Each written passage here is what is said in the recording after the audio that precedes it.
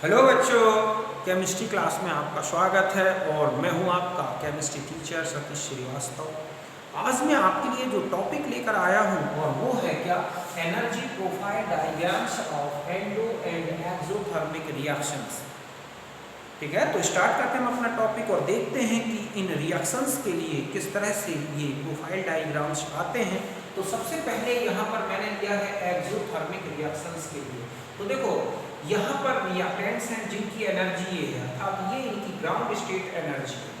हम जानते हैं कि जैसे ही रिएक्शन प्रोग्रेस करना शुरू करेगी, मॉलिक्यूल्स जो हैं, रिएक्टेंट्स जो हैं मॉलिक्यूल्स, उनमें कोलिजन होगा और कोलिजन होता जाएगा और उनकी एनर्जी बढ़ती जाएगी और एक बनेगा एक्टिवेटेड कॉम्प्लेक्स। यहाँ तक हम जानते हैं कि टोटल एनर्जी यहाँ से लेके यहाँ तक की ये क्या है, थ्रेशोल्ड एनर्जी। फिर इसके बाद जो प्रोडक्ट में कन्वर्ट होता है एक्टिवेटेड कॉम्प्लेक्स, तो अगर रिएक्शन एक्सोथर्मिक है तब ऐसे में जो प्रोडक्ट बनेगा उसकी जो ग्राउंड स्टेट एनर्जी अर्थात उसकी जो फॉर्मेशन एंथैल्पी है वो रिएक्टेंट की फॉर्मेशन एंथैल्पी से कम हो जाएगी।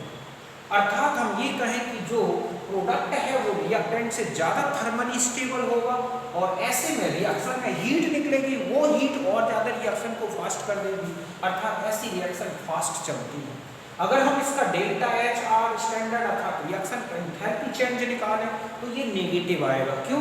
क्योंकि हम जानते हैं कि रिएक्शन एंथैल्पी क्या होती है, प्रोडक्ट की फॉर्मेशन एंथैल्पी माइनस रिएक्टेंट की फॉर्मेशन एंथैल्पी, या ground state enthalpy of product और ये क्या है, रिएक्टेंट। तो इस तरह से हम जानते हैं कि ये जो है, आप देख रहे हैं कि रिएक्टेंट की एंथैल्पी ज़्यादा है, प्रोडक्ट की कम है, इसीलिए डेल्टा एच आर कैसा हो जाएगा, नेगेटिव होगा।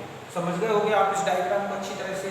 अब हम आ जाते हैं एंडोथर्मिक रिएक्शन में। बिल्कुल जरा सा अंतर है, रिएक्टेंट ये थे हमारे, यहाँ पर रिएक्टेंट्स A प्लस B हैं और यहाँ पर ये कॉम्प्लेक्स बना रहे हैं, ठीक है, एनर्जी एब्जॉर्ब करके, कोलिजन करके, और जब वो प्रोडक्ट में चेंज होंगी तो जो प्रोडक्ट है ना उसकी जो ग्राउंड स्टेट एनर्जी अर्थात उसकी जो फॉर्मेशन एंथैल्पी है वो रिएक्टेंट से ज़्यादा होती है। तो ऐसे में क्या होगा, जब प्रोडक्ट जो है रिएक्टेंट से थर्मली, अगर हम स्टेबिलिटी की बात करें तो स्टेबिलिटी में प्रोडक्ट की जो थर्मल स्टेबिलिटी है वो रिएक्टेंट से कम होगी, अर्थात ऐसी रिएक्शन में लगातार हीट देने की जरूरत होगी तभी रिएक्शन चलेगी।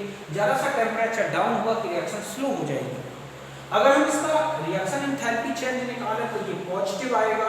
क्यों? क्योंकि हम देख रहे हैं कि प्रोडक्ट की एंथैल्पी ज़्यादा है और रिएक्टेंट की क्या है, कम है। तो इस तरह से ये किसका एनर्जी डायग्राम हो गया, एंडोथर्मिक रिएक्शन के लिए। और ये क्या है, एक्सोथर्मिक, मतलब यहाँ पर हम लिखेंगे एक्सोथर्मिक, ठीक है, ये है रिएक्शंस, और यहाँ पर हम ये क्या हो जाएगा, एंडोथर्मिक रिएक्शन। तो इस तरह से मैंने ये दो डायग्राम बताए, तो आप इसे नोट करें।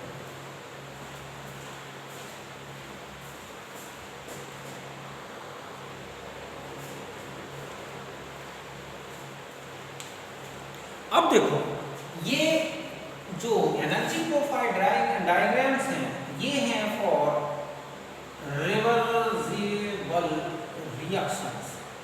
रिवर्सिबल रिएक्शंस भी जो होती हैं उनमें रिएक्टेंट प्रोडक्ट में और प्रोडक्ट रिएक्टेंट में कन्वर्ट होता है, ये तो हम जानते हैं।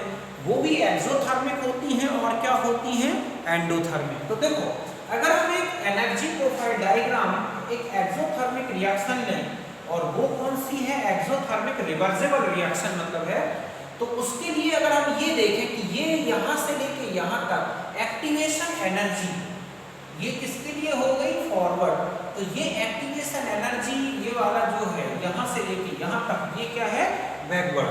तो इस तरह से एक्टिवेशन एनर्जी अगर आप देखें इसमें कि बैकवर्ड और एक्टिवेशन एनर्जी जो है फॉरवर्ड, ठीक है, तो इसमें बैकवर्ड एनर्जी मतलब बैकवर्ड जो रिएक्शन है उसका जो एक्टिवेशन एनर्जी है वो आप देख रहे हैं वो ज़्यादा है, और जबकि फॉरवर्ड डायरेक्शन में ये एक्टिवेशन एनर्जी क्या है, कम है। तो इस तरह से अगर हम इसका डेल्टा एच आर निकालें तो एक फॉर्मूला होगा कि फॉरवर्ड डायरेक्शन में से किसको हम बैकवर्ड डायरेक्शन की एक्टिवेशन एनर्जी को इस तरह से माइनस करते हैं।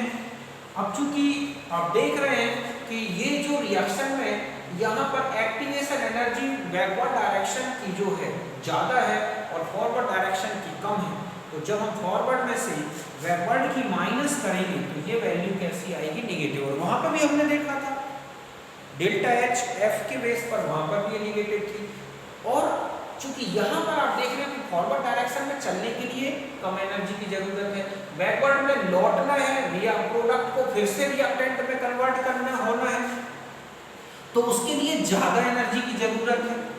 समझ गए ना? तो यही कारण है कि जो इनका फॉरवर्ड रेट है वो ज्यादा चलता है और बैकवर्ड रेट क्या है, कम चलेगा। मतलब है कि रिवर्सिबल रिएक्शन में जो है जब इक्विलिब्रियम स्टेट आती है तब उस समय उनके दोनों रेट्स बराबर होते हैं, लेकिन उसके पहले या उसके बाद की कंडीशन अगर हम ये कहें तो इस तरह से कंडीशन बन जाएगी कि उनका फॉरवर्ड रेट ज्यादा और बैकवर्ड रेट क्या हो जाएगा, कम हो जाएगा। तो यहाँ तक बात समझ में आ गई होगी।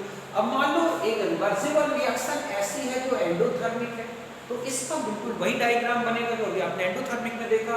इसमें रिएक्टेंट की जो एक्टिवेशन एनर्जी वो ज्यादा है और प्रोडक्ट की जो एक्टिवेशन एनर्जी है, ठीक है, ये हम रिएक्टेंट के लिए ले लें या हम ये फॉरवर्ड के लिए है और ये क्या है, बैकवर्ड के लिए। तो आप देख रहे हैं कि एक्टिवेशन एनर्जी जो फॉरवर्ड डायरेक्शन में है वो ज्यादा है और जो बैकवर्ड डायरेक्शन में वो क्या है, कम है। तो यहाँ पर अगर हम EA, ठीक है, आप देख रहे हैं ये इस तरह से ऐसा लिखते हैं हम उसको, तो यहाँ पर डेल्टा H क्या आ जाएगा, पॉजिटिव। क्यों? क्योंकि फॉरवर्ड डायरेक्शन में ज्यादा है और बैकवर्ड डायरेक्शन में क्या है, ये कम है।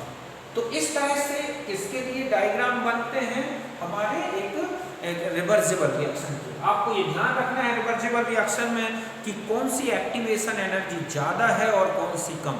तो आपने देखा एक्सोथर्मिक में जो है बैकवर्ड की एक्टिवेशन एनर्जी ज्यादा है और फॉरवर्ड की कम है। एंडोथर्मिक में चले जाएं तो फॉरवर्ड की जो है आप देख रहे हैं एक्टिवेशन एनर्जी ज्यादा है और ये वाली ज्यादा है और बैकवर्ड की कम है। तो इसका मतलब ये होगा कि इनमें भी वही स्थिति बनेगी, प्रोडक्ट जो है और रिएक्टेंट में अगर हम स्टेबिलिटी की बात करें तो इनमें रिएक्टेंट ज्यादा स्टेबल है, प्रोडक्ट कम स्टेबल है, क्योंकि यहाँ से यहाँ आने में एनर्जी कम लग रही है और यही कारण है कि इनका बैकवर्ड रेट ज्यादा होगा और फॉरवर्ड रेट कम हो जाएगा। तो इस तरह से मैंने आपको ये एनर्जी प्रोफाइल डायग्राम बना, तो आप इन्हें बना दो।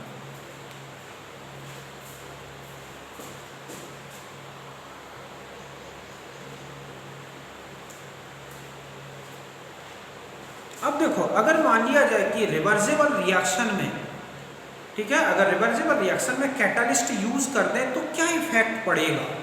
तो ध्यान रखें कि रिवर्सिबल रिएक्शन चाहे एंडोथर्मिक हो चाहे एक्सोथर्मिक हो, सभी रिवर्सिबल रिएक्शन में आप देखेंगे कि जो डेल्टा एच आर है वो चेंज नहीं होगा।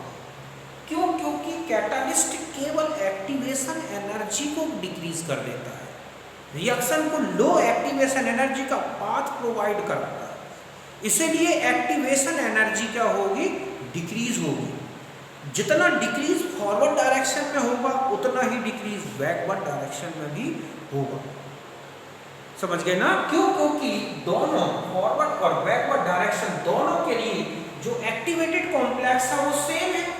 तो यहाँ पर एक्टिवेटेड कॉम्प्लेक्स था, यहाँ आ गया, तो जितना डिक्रीज फॉरवर्ड डायरेक्शन में हुआ उतना ही डिक्रीज किसके लिए हुआ, बैकवर्ड डायरेक्शन में।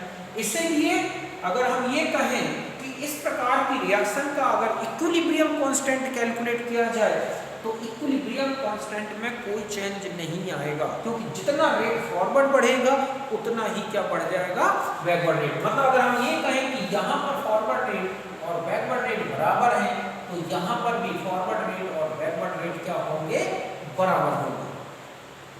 तो इस तरह से, तो यही मैंने लिखा है कि delta H R not change, मतलब इसमें कोई चेंज नहीं आएगा, ठीक है। और जो एक्टिवेटेड कॉम्प्लेक्स है वो है जो है बैकवर्ड और फॉरवर्ड दोनों के लिए सेम होगा।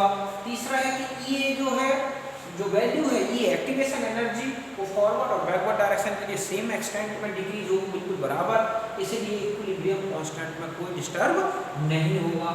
और अगर हम Kf और Kv का रेशियो देखें Kc, तो वो इस तरह से डेल्टा एच आर से रिलेटेड है। ये हो गया मान लो फॉरवर्ड डायरेक्शन के लिए, ये हो गया बैकवर्ड डायरेक्शन के लिए। या लीनियर इक्वेशन हम आगे पढ़ेंगे इसको, तो इस तरह से इनका रेशियो है तो हमारे पास Kc ये आएगा।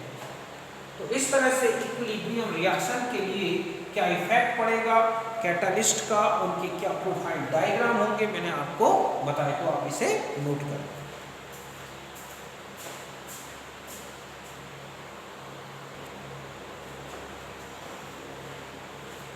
अब देखो ये एक एनर्जी प्रोफाइल डायग्राम है, यहाँ पर किलो जूल में एनर्जीज हैं और यहाँ प्रोग्रेस ऑफ, ठीक है, रिएक्शन दी गई है।